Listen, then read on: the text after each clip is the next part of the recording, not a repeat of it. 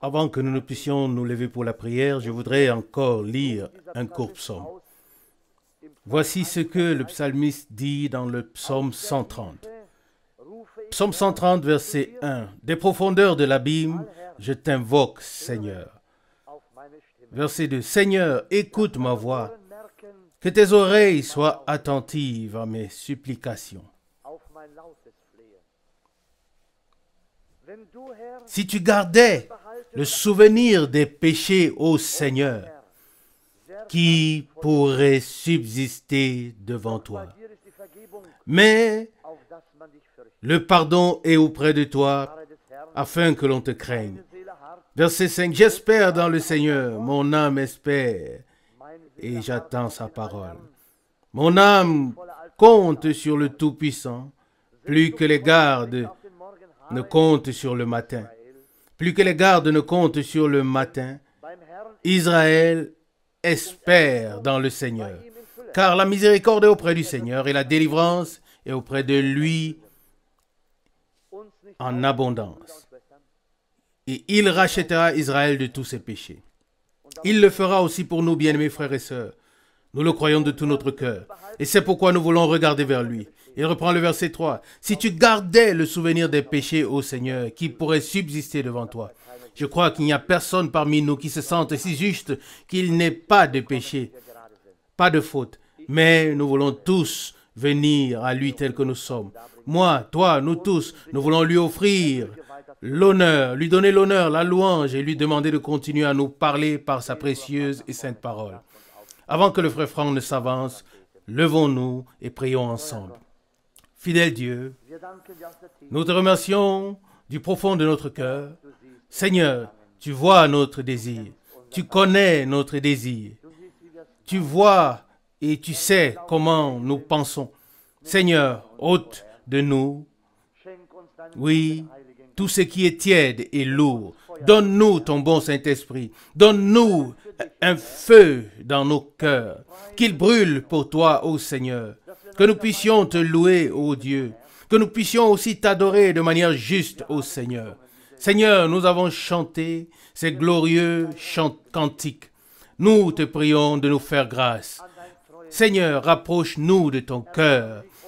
Aie pitié de nous ce soir et bénis-nous, ô Dieu, car nous sommes venus, non pas par habitude, Dieu fidèle, non pas seulement pour nous tenir ici et nous présenter simplement ici, mais tu vois nos cœurs, tu nous connais, tu sais quelles sont nos pensées, chacun d'entre nous, ô Dieu, et nous te prions intimement, fais-nous grâce, Seigneur, et aide-nous ce soir, et nous serons aidés.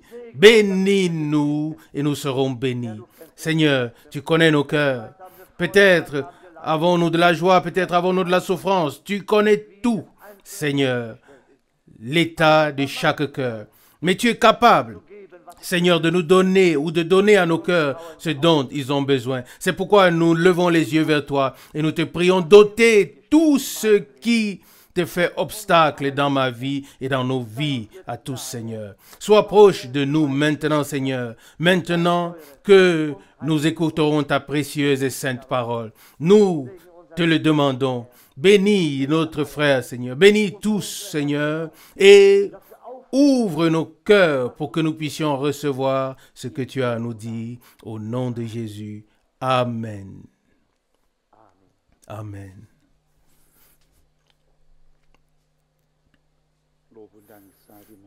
Louange et remerciements soient rendus au Seigneur. Nous le croyons de tout notre cœur. Oui, de l'autre côté de la rive, il n'y aura plus aucune trace de tout ce qui est ici sur la terre. Les choses anciennes seront passées et oubliées, et tout aura été renouvelé. Oui, nos cœurs, nos corps aussi seront nouveaux, renouvelés. Toutes les infirmités, tout ce qui, oui, nous donnait du fil à retordre ne sera plus. Et Paul l'exprime dans Romains chapitre 8 en disant, non seulement toute la création, mais nous aussi, Nous gémissons dans ce corps en attendant la rédemption de notre corps. Selon Romains 8, versets 22 et 23. Il y a toujours tant de choses qui sont dans le cœur et que l'on voudrait dire. Mais nous avons déjà, dans les cantiques et dans ce qui a été dit, pris, oui, beaucoup de choses à cœur. La question est de savoir s'il y a un véritable désir, non pas seulement de parler des enseignements bibliques ou des connaissances bibliques. Et je dois l'avouer en toute honnêteté, chaque fois que je rencontre des personnes qui ont envie de débattre, alors je porte en moi une souffrance très profonde. Mais ce n'est pas de cela qu'il s'agit aujourd'hui. Aujourd'hui, il s'agit de se rapprocher du Seigneur. Que quelqu'un sache beaucoup ou peu, l'important est qu'il puisse dire « Je sais que mon Rédempteur vit. Amen. » Et que je le verrai. Oui, même si ma chair est entièrement détruite, je verrai Dieu. Amen. Selon Job 19, 25-26. Il est important de placer clairement cela et dire que nous sommes reconnaissants pour tous les enseignements parce que nous croyons que nous avons le droit d'être correctement enseignés. Mais nous avons aussi le droit à toutes les bénédictions, le droit à l'accomplissement de toutes les promesses. Et parfois, j'ai l'impression, oui, qu'il s'agisse de moi seul ou de nous tous, j'ai l'impression que nous avons en quelque sorte attristé le Seigneur, que ce soit par incrédulité ou par quoi que ce soit d'autre. Mais j'ai l'impression que Dieu n'arrive pas exactement à ce qui lui revient de droit comme il le voudrait. Et notre connexion, notre lien avec lui et notre communion avec lui ne sont pas aussi intimes, aussi brûlantes qu'elles devraient l'être. Si nous prenons là nos frères dans le christianisme primitif, si nous les prenons en comparaison, ils disaient Maranatha, le Seigneur revient. Il y avait une attente du retour du Seigneur. Ils avaient cette attente à leur époque. Ils ont laissé de côté les choses extérieures. Ils les ont laissées à gauche et à droite. Ils les ont laissés réellement et ils ont servi le Seigneur. Et comme nous l'avons déjà dit, ils ont reçu les bénédictions et étaient prêts et attendaient la venue du Seigneur. Oui. À quoi nous servirait de tout savoir correctement, d'avoir toute la connaissance et tout, le bon enseignement? Oui, naturellement, Dieu soit remercié pour cela. Je ne voudrais pas le manquer, car cela fait partie de la chose. Oui, l'enseignement est le fondement sur lequel nous pouvons bâtir, construire. Mais tout cela n'est que la base. Et ensuite, nous devons construire. Comme nous l'avons déjà considéré ici, toutes ces vertus, mais elles ne peuvent pas venir d'elles-mêmes. Ce sont des caractéristiques, des qualités divines que nous ne pouvons pas apporter, mais que nous recevons de Dieu. Si nous pouvions apporter ne serait-ce qu'une seule de ces vertus, de ces caractéristiques mentionnées dans 1 Pierre chapitre 2, alors nous n'aurions pas besoin de faire tant d'efforts devant Dieu pour être gratifiés par lui et recevoir tout cela. Mais je crois que nous sommes destinés à ces choses en ces derniers jours. Oui, destinés à être plus intimes dans l'amour pour Dieu et les uns pour les autres. Et le Seigneur dit, si vous m'aimez, vous garderez mes commandements. Jean 14, verset 15. Et puis il a ajouté un autre commandement en disant, je vous donne un nouveau commandement, selon Jean 13, verset 34. Pratiquer et vivre l'amour divin est maintenant exigé. Amen. Qu'on ne se contente plus des paroles simplement à ce sujet, mais qu'on laisse le Seigneur nous montrer comment cela se fait dans la pratique. Dans les dernières lignes de 1 Corinthiens chapitre 16, Paul a prononcé quelques paroles qui sont très crues, qui sont dures, qui sont presque incompréhensibles. Il termine, ces 16 premières lettres à l'église de Corinthe par ces paroles. 1 Corinthiens chapitre 16, verset 21. Je vous salue, moi Paul, par ma propre main. Verset 22. Si quelqu'un n'aime pas le Seigneur, qu'il soit maudit. Maranatha. Verset 23. Que la grâce du Seigneur Jésus soit avec vous, mon amour, et avec vous tous en Jésus-Christ. Amen. On pourrait dire, Paul, tu as été un peu trop dur ici. Mais je crois que je l'ai aussi dit ici récemment. Nous avons considéré la parole du prophète Malachi, où le Seigneur dit, en ce jour-là, vous verrez alors la différence entre celui qui me sert et celui qui ne me sert pas. Amen. Entre celui qui m'aime et celui qui ne m'aime pas. Entre celui qui me suit et celui qui ne me suit pas. Malachie chapitre 3 verset 18. Paul savait que tous ceux qui n'aiment pas le Seigneur demeurent sous la colère de Dieu et qu'ils finiront par être frappés par la malédiction. Comme nous pouvons alors être reconnaissants et nous ne regardons personne d'en haut, car ces temps sont révolus pour toujours. Mais au contraire, nous levons les yeux vers le ciel, vers notre Seigneur, qui nous a précédés et qui a préparé une place. Et très bientôt, il reviendra pour prendre les siens à la maison.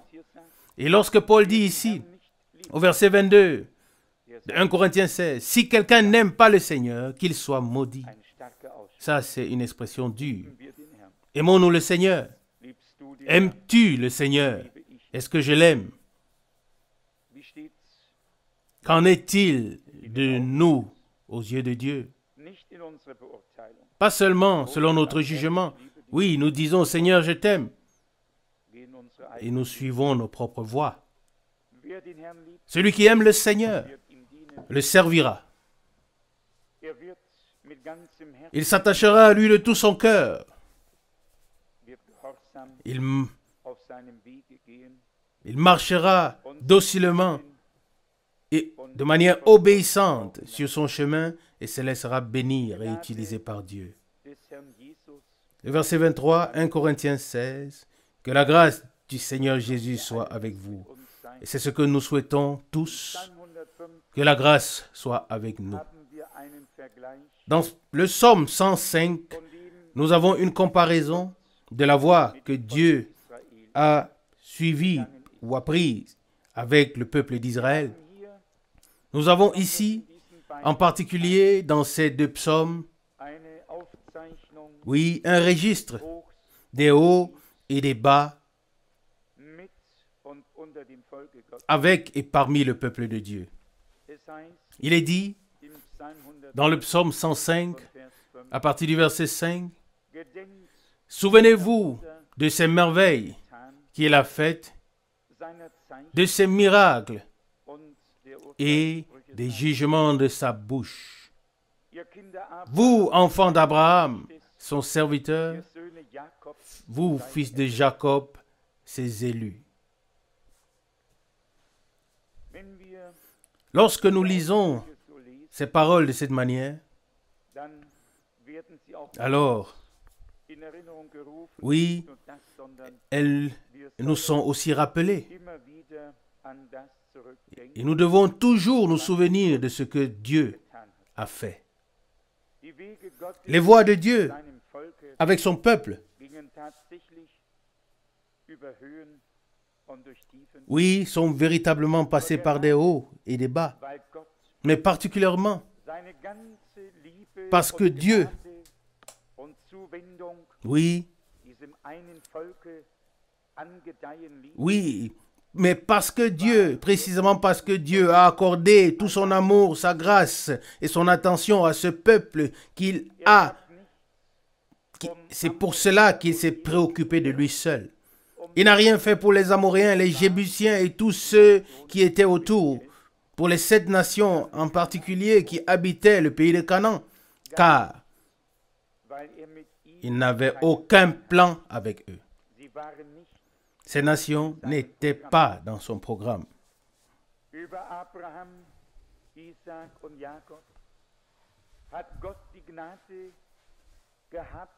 Oui, Dieu a eu la grâce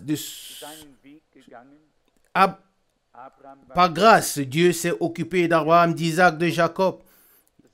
Il a suivi son chemin avec eux. Abraham était son serviteur. Il reprend le verset 6 du psaume 105. Vous, enfants d'Abraham, son serviteur. Vous, fils de Jacob, ses élus. Verset 7. Le Seigneur est notre Dieu. Ses jugements s'exercent sur toute la terre. Verset 8. Il se souvient de son alliance pour toujours, de la parole qu'il a ordonnée pour 1000 générations. Il se souvient, verset 9, de l'alliance qu'il a conclue avec Abraham et le serment qu'il a juré à Isaac, qu'il a confirmé pour Jacob comme loi et pour Israël comme alliance éternelle. En disant, verset 11, « Je te donnerai Canaan, le pays que je vous ai donné en héritage. » Amen. Dieu a donné, il a réparti, il a veillé à ce que toute chose soit juste. Oui. Je me souviens de la prédication dans laquelle Frère Branham, oui, parle de la voiture d'un homme qui a été volé et du fait que l'ennemi n'a pas le droit de faire valoir sa puissance ou quoi que ce soit sur les biens des croyants. Et si nous considérons ce que Dieu nous a donné, oui, comme promesse et bénédiction, si nous considérons tout ce qui fait vraiment partie de la vie de l'Église, que ce n'est pas un club ou une association terrestre, une loge, un cimetière, mais un organisme vivant du corps du Seigneur qui doit servir à ce que Dieu puisse toujours se glorifier. Ça, c'est une chose. L'autre côté de la chose est que l'ennemi veut toujours nous prendre ce qui nous a été légitimement acquis et donné. Et nous-mêmes, nous sommes nous-mêmes une propriété légitime de Dieu parce que le sang a été payé comme rançon, comme prix, et aussi tous les droits, tout ce qui nous a été promis et donné par Dieu en tant que fils et filles de Dieu, nous appartient également. Et nous devons parfois constater avec une grande tristesse que l'ennemi veut encore exercer son pouvoir ou son droit, alors qu'il a perdu tout droit sur nous. Amen. Je suis particulièrement touché lorsque j'entends dire que des personnes, oui, sont croyants depuis 30 ans, 40 ans, et ces personnes ont écouté toutes les précieuses prédications et chanté tous les cantiques merveilleux. Et tout à coup, comme cela s'est produit aujourd'hui, un appel arrive et il est dit, frère Franck, nous sommes dans une très, très grande détresse. Et alors c'est parti. Et puis à la fin d'une telle conversation, on se pose la question de savoir qu'est-ce que Dieu et la parole de Dieu, qu'est-ce que le sang de l'agneau et l'Esprit de Dieu ont pu manifester si ensuite on ne le qualifie pas simplement d'incrédulité. Et frère Bruce a demandé, quel est notre désir? De quoi est-ce qu'il s'agit pour nous? Si ce n'est d'une seule chose, que Dieu puisse nous équiper de la puissance du Saint-Esprit. Amen. Et que le diable soit mis hors d'état de nuire dans la vie de chacun. Et qu'il ne soit pas seulement un peu mis de côté, mais qu'il puisse se retirer, qu'il puisse dégager. Il ne peut pas en être autrement. Vous savez bien que nous, qui croyons de tout cœur en notre Seigneur et qui l'aimons profondément, nous savons qu'il a vaincu la mort.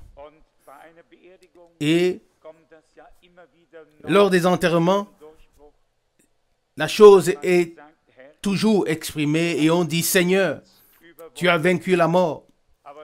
Mais le moment n'est pas encore venu où ta victoire sera totalement manifestée. Le moment où la mort ne sera plus. Mais, comme il est dit dans l'Apocalypse,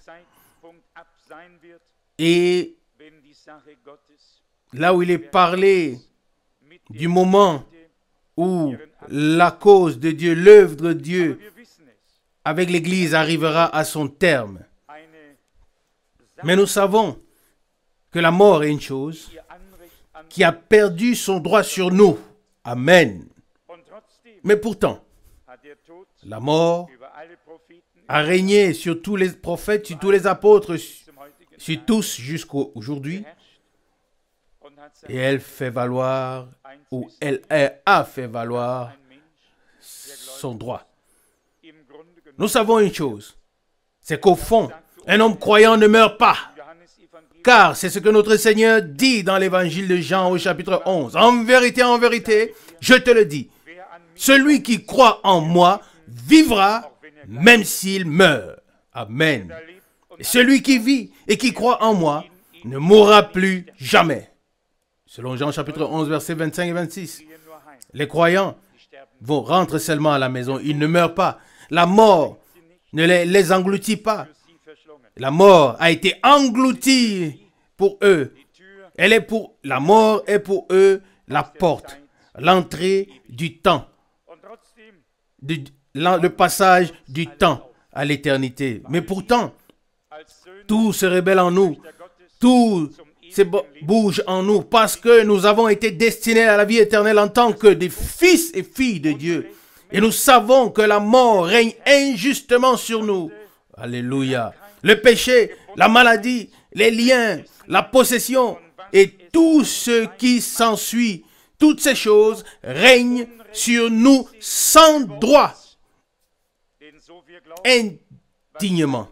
Car si nous croyons ce que disent les Saintes Écritures, tout le mal causé par le premier Adam doit avoir été réparé par le deuxième Adam, c'est-à-dire Christ. Amen. Paul l'exprime également dans la lettre aux Corinthiens. De même que tous meurent en Adam, de même aussi tous revivront en Christ. Alléluia. Selon 1 Corinthiens 15, verset 22. Et nous devons commencer à nous détourner, à nous relever contre tout ce qui n'est pas de Dieu. Et alors, nous réussirons à donner à la fois la dynamite divine nécessaire pour qu'une charge explosive soit placée ou posée afin que ceux qui sont liés soient libérés. Amen. Quand j'ai entendu aujourd'hui les paroles suivantes, frère Franck,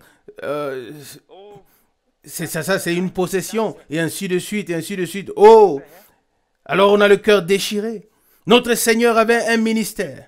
Et cela, personne ne peut l'ignorer. Personne ne pourra ne pas l'avoir entendu ou passer outre. Le ministère du Seigneur consistait à libérer ceux qui étaient liés, faire grâce aux pécheurs, guérir les malades, annoncer l'année agréable du Seigneur. C'est ainsi que nous le lisons dans Ésaïe chapitre 61. C'est ainsi que nous le lisons dans Luc chapitre 4. Luc 4 verset 18, Ésaïe 61 verset 1. Et maintenant, si l'Église doit poursuivre ses services, alors nous devons nous attendre à ce qu'il ne s'agisse pas seulement d'un beau service avec 3 cantiques au début et 1 cantique à la fin et avec des chœurs entre les deux et une prédication, puis nous rentrons chez nous. Nous ne pouvons plus le faire. Et cela avec une bonne conscience. Face à toutes les détresses, tous les problèmes, tous les effets de la puissance de l'ennemi, nous sommes là pour parler de ce que le diable fait. Est-ce que c'est pour ça que nous sommes là? Ou alors sommes-nous là pour être quelque chose à la louange de la grâce et de la gloire de Dieu? Pourquoi sommes-nous là en tant qu'enfants de Dieu? Sommes-nous là pour que l'ennemi joue du football avec nous? Ou alors pour que Dieu puisse nous utiliser et qu'il puisse se glorifier et confirmer sa parole? Nous l'avons vu, le peuple d'Israël était destiné à être porteur des paroles de la révélation divine. Et, croyez-le ou non, tous les autres ont servi leur Dieu. Et je l'ai lu ici il n'y a pas longtemps.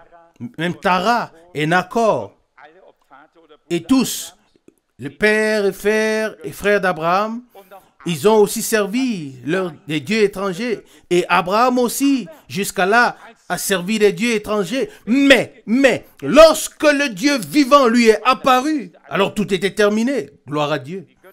Les dieux n'étaient plus pour lui que des idoles. Et il s'est détourné d'eux. Il a cru et a servi le Dieu vivant. Il regarda vers Dieu, l'invisible, comme s'il le voyait. Alléluia. Ici, nous avons lu dans le psaume 105, au verset 8, « Il se souvient de son alliance pour toujours. » Ça, c'est ce qui est beau avec Dieu. Ce que nous convenons est toujours limité dans le temps et dépendant des circonstances, nous, les hommes. Mais ce que Dieu fait est fait pour l'éternité. Verset 8, « Il se souvient de son alliance pour toujours, de la parole qu'il a donnée pour 1000 générations. » Amen. De l'alliance qu'il a conclue avec Abraham et du serment qu'il a fait à Isaac, qu'il a juré à Isaac, qu'il a confirmé pour Jacob comme loi et pour Israël comme alliance éternelle. Et puis vient le verset 11, lorsqu'il a dit, ou en disant, « Je te donnerai Canaan, le pays que je vous ai donné en héritage. » Amen. C'était la promesse. C'était l'alliance faite déjà avec Abraham. Cette alliance faite par Dieu. Et ensuite avec tout le peuple d'Israël sur le mont du Sinaï. Qu'est-ce que c'était? L'alliance de Dieu ne se limitait pas seulement à des paroles, mais elle contenait bien plus. Il s'agissait de promesses divines. C'était une confirmation divine que Dieu tient sa parole, qu'il est fidèle à sa parole. L'heure et le jour devaient venir où le Jourdain devrait être traversé, où le peuple pourrait être, où le pays pourrait être pris en possession, car c'est ainsi que Dieu l'avait promis. Et il y avait toujours des hommes avec lesquels il pouvait continuer à avancer, qui n'étaient pas de ceux qui murmuraient et regardent en arrière, mais des hommes qui étaient reconnaissants et allaient de l'avant. Alléluia. Dieu se gardera toujours un reste. Et je vous le dis, je cherche toujours la faute chez moi-même et cela me plonge parfois dans une profonde détresse intérieure. Mais nous devons aussi, en tant qu'assemblée et chacun personnellement, nous devons nous présenter devant Dieu et dire simplement à notre Dieu, dis à ton Dieu, et que chacun le fasse de tout son cœur. Dis à ton Dieu, Seigneur, tu as parlé en ces jours avec nous. Tu t'es révélé à nous. Tu as rendu vivantes devant nous les promesses pour ce temps. Et tu les as placées dans nos cœurs. Nous avons entendu et nous avons vu que tu es le même hier, aujourd'hui et éternellement. Seigneur, donne à tes serviteurs la force, la puissance de proclamer ta parole avec assurance, étendant ton bras et accomplissant des miracles et des signes. Alléluia. Alors, quelqu'un dira, oh, il y a tant d'évangélistes qui font des miracles et des signes. Arrêtons toutes ces comparaisons. Ce genre de comparaison nous bloque et ne sert à rien. Ça ne fait pas du bien. Qu'avons-nous à faire des comparaisons avec des faux oins, avec ceci ou cela? N'est-ce pas notre devoir honnête et notre obligation devant Dieu de nous comparer à ce qui était dans le christianisme primitif pour voir si Dieu peut faire ou prendre le même chemin avec nous? Si les mêmes choses peuvent se produire, imaginez-vous que nous passions notre temps et cela pourrait se faire toute la journée. Imaginez-vous que nous passions notre temps à faire des comparaisons et à choisir des exemples nécessaires, puis à sortir notre tête de l'ornière et à continuer simplement joyeusement. Des comparaisons avec des évangélistes ou des croyants ou des églises ou des frères ou des sœurs que nous connaissons ou quoi que ce soit d'autre ne nous servent. Ces comparaisons ne nous servent à rien. Il est juste important pour nous de nous regarder dans le miroir de la parole de Dieu et de dire, Seigneur, c'est ainsi. Et nous avons entendu le message de la restauration. C'est ainsi que cela doit être et c'est ainsi que cela sera. Amen. Nous sommes ici, aide-nous, nous ne pouvons pas faire autrement. Et alors, Dieu honorera sa parole. Mais cela doit se faire véritablement dans la foi totale. Je le répète. Si nous regardons les autres et disons oui, ils ont expérimenté les bénédictions, et regardez ce qui se passe aujourd'hui. Alors, si nous regardons aux autres et pensons cela, alors nous n'avons pas encore compris comment et ce que Dieu nous a dit.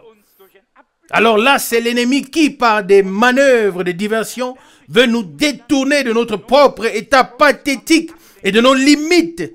Et il semble qu'il y soit parvenu.